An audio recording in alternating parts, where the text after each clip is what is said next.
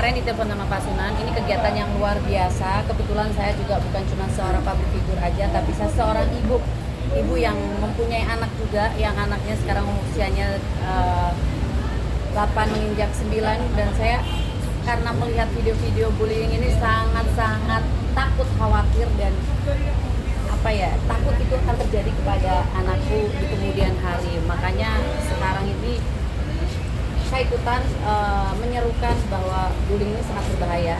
Stop bullying, karena apa? Bullying itu bukan cuma fisik yang luka, tapi mental yang akan dibawa sampai nanti kita tua itu akan terus terbawa. Tapi anak pernah cerita nggak pernah dapat perlakuan kurang enak di sekolah atau di mana gitu? Enggak, dan saya komunikasi dengan anak itu setiap hari. Jadi apa yang terjadi sama anak itu setiap hari saya sini lagi, kasihan lu ntar hujanan.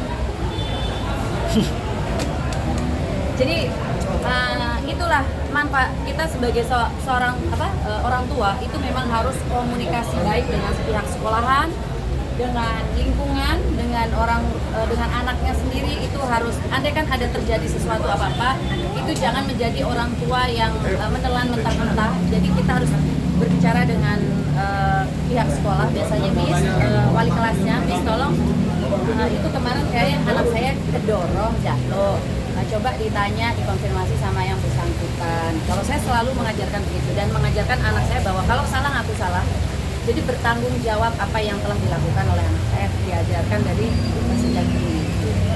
Tapi Kak Sinta sendiri waktu sekolah nih, punya pengalaman apa aja sih terkait dengan kenakalan remaja atau kenakalan ketika di sekolah? Waktu zaman sekolah ya, karena saya pribadi tomboy. Berarti pelaku atau korban? Saya sebenarnya korban, tapi saya orangnya karena dididiknya dari keluarga saya banyakkan laki-laki.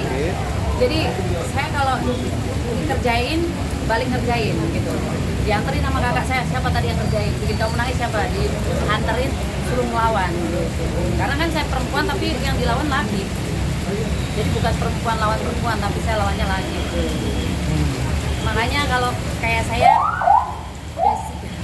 basicnya seorang perempuan yang lemah lembut karena dimanja oleh keluarga dan kakak-kakak. Tapi dididiknya keras. Jadi kalau disenggol dikit tuh kadang-kadang jiwa saya tuh keluar tuh. Selama dia masih gak nyenggol saya masih aman-aman aja. Tapi kalau udah disenggol, nah itu kadang-kadang emosinya tuh masih suka banget. Cuman sekarang makin dewasa itu bisa mengontrol itu. Apa yang paling diingat waktu sekolah? Waktu sekolah itu gini, karena saya tuh memang dari keluarga yang enggak sederhana tapi hangat lah ya gitu. Bukan dari keluarga yang mampu, tapi keluarga saya tuh sangat, bapak saya keras karena orang tua saya mendidik saya adalah untuk sekolah, belajar dan belajar, udah itu aja. Jadi di sekolahan pernah, mungkin karena saya itu dari keluarga besar, mungkin saya itu termasuk dapat korban bullying mungkin ya, tapi saya ngerasa enggak, karena saya nggak takut sama siapapun diajarin gitu. Dulu mungkin rok saya sobek, tarik tuh, jadi sobek beneran. Tapi saya tungguin pulang sekolah, ya kan? Tungguin pulang sekolah, saya gantian ngebales. Jadi apa itu artinya saya? Nah itu Reaksi yang dibalas gimana? Begitu mengetahui Kak Sinta ini ternyata ya, laki juga gitu. akhirnya nggak pada berani lagi. Itu SD kelas 4 ya, SD kelas 4 pernah, maaf gitu. Waktu itu kan saya masih lagi biasalah menginjak perempuan itu kan ada hal-hal yang berubah dari tubuh kita gitu. Nah tiba-tiba itu mungkin nggak sengaja atau apa kepukul kan, sininya sakit, gantian saya pukul. Saya itu nggak pernah berantem sama cewek, berantem sama cowok. Tapi saya nggak pernah nyenggol orang dulu kalau nggak disenggol gitu. Cuman karena mungkin gini, saya itu kan sekolah bukunya yang suka diumpetin dulu.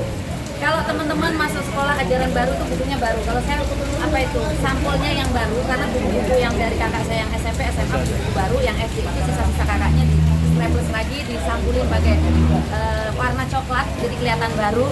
Padahal nggak baru. Nah itu suka dikerjain teman-teman, diumpetin. Di sekolah saya nggak ngelawan, pulang sekolah saya tungguin. Kalau saya dulu gitu. Nah, ya hal-hal seperti itu jangan dicontoh lah. Nah makanya saya tadi menyampaikan di sini kan bahwa kita tidak boleh merendahkan seseorang yang saat ini dia tidak mampu, tapi di kemudian hari nasib orang tidak ada yang tahu gitu kan, tidak ada yang tahu. Orang yang kalian diri ternyata lebih tinggi, lebih menjadi sesuatu. Ketika kita mau minta tolong lagi kan malu karena dulu aku pernah ini dia, ngerjain dia, nangalin dia gitu. Nah, makanya apa ya, kita nggak boleh ngejudge orang karena orang yang sekarang tidak menjadi apa-apa. Benar kata si Kiki juga tadi sampaikan bahwa tidak boleh kita tuh mempunyai kayak kotak-kotak manusia gitu, memotakkan manusia gitu, derajat seseorang gitu. Karena nggak pernah tahu namanya nasib seseorang itu, perubahannya itu hanya kehasil Tuhan. Mas Sinta mungkin